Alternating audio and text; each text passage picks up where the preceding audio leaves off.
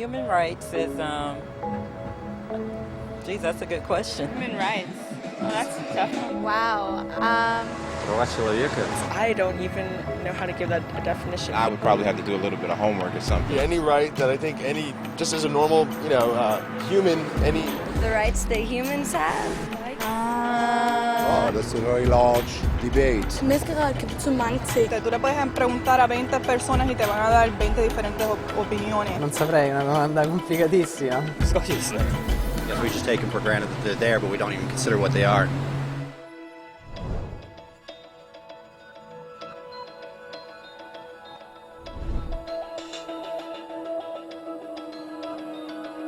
Human rights are the rights you have simply because you're human.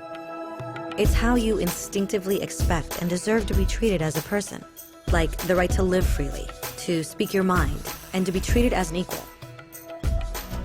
There are many kinds of rights. Most apply to a certain group. But human rights are the only ones that apply to absolutely everyone, everywhere.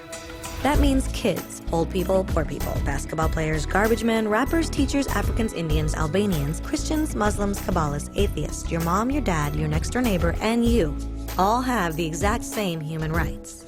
In other words, they're universal. But the question remains, what are they? Name the human rights? What the human rights are? The right to live.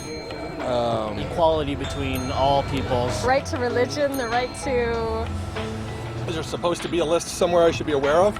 According to the United Nations, there are a total of 30 human rights, which are usually lumped together and called simply human rights. They're all listed out in the Universal Declaration of Human Rights, which is the world's most widely accepted document on the subject. But it was a long time in coming. At first, there were no human rights. If you were in with the right crowd, you were safe. If you weren't, well, you weren't. But then a guy named Cyrus the Great decided to change all that. After conquering Babylon, he did something completely revolutionary. He announced that all slaves were free to go. He also said people had the freedom to choose their religion, no matter what crowd they were a part of. They documented his words on a clay tablet known as the Cyrus Cylinder. And just like that, human rights were born. The idea spread quickly to Greece, to India, and eventually to Rome. They noticed that people naturally followed certain laws, even if they weren't told to. They called this natural law, but it kept getting trampled on by those in power. Not until 1,000 years later in England did they finally get a king to agree that no one can overrule the rights of the people, not even a king. People's rights were finally recognized, and they were now safe from those in power. Kind of.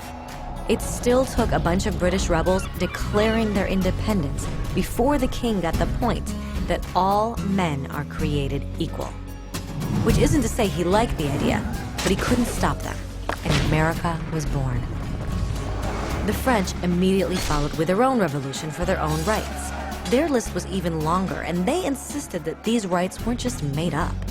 They were natural.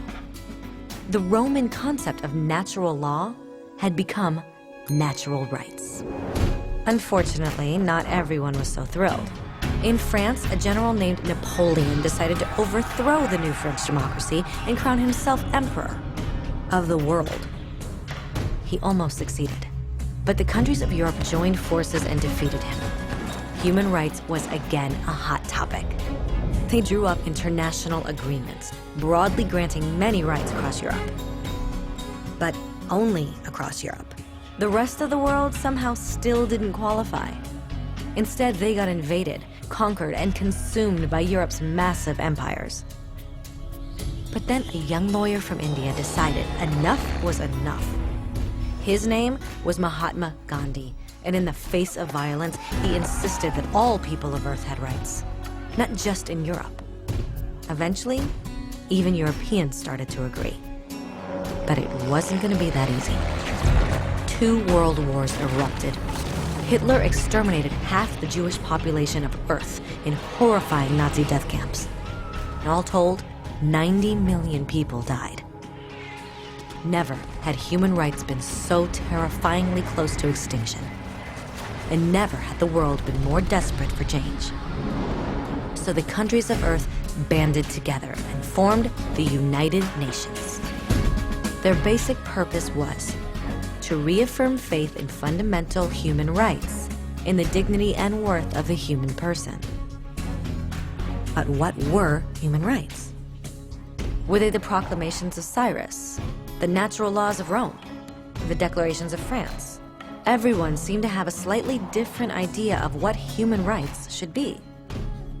But under the supervision of Eleanor Roosevelt, they finally agreed on a set of rights that applied to absolutely everyone.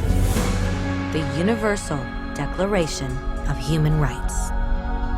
The French concept of natural rights had finally become human rights. So, in summary, at first, only a few lucky people had any rights, until one of those guys decided, hey, other people should have some rights too, which was great, except not everyone agreed. And it only took a few thousand years of fighting and declarations and more fighting until everyone finally agreed that human rights should apply to everyone. And they all lived happily ever after. Except for one little problem. If people have the right to food and shelter, why are 16,000 children dying of starvation every day? 1 every 5 seconds. If people have freedom of speech, why are thousands in prison for speaking their minds? If people have the right to education, why are over 1 billion adults unable to read? If slavery has truly been abolished, why are 27 million people still enslaved today? More than twice as many as in 1800. The fact is, when it was signed, the Universal Declaration of Human Rights did not have the force of law. It was optional. And despite many more documents, conventions, treaties, and laws, it's still little more than words on a page. So the question is, who will make those words a reality? I have a dream today. When Dr. King marched for racial equality, he was marching for rights that had been guaranteed by the United Nations for almost 2 decades. But still, he marched. When Nelson Mandela stood up for social justice in the 1990s, his country had already agreed to abolish such discrimination for almost 40 years. But still, he fought. Those who fight today against torture, poverty, and discrimination are not giants or superheroes. They're people. Kids, mothers, fathers, teachers. Free-thinking individuals who refuse to be silent. Who realize that human rights are not a history lesson. They're not words on a page. They're not speeches or commercials or PR campaigns. They are the choices we make every day as human beings. They are the responsibility we all share to respect each other, to help each other, and to protect those in need. As Eleanor Roosevelt said, where, after all, do universal human rights begin? In small places close to home. So close and so small that they cannot be seen on any maps of the world. Yet they are the world of the individual person, the neighborhood he lives in, the school or college he attends, the factory, farm, or office where he works. Such are the places where every man, woman, and child seeks equal justice, equal opportunity, equal dignity without discrimination. Unless these rights have meaning there, they have little meaning anywhere.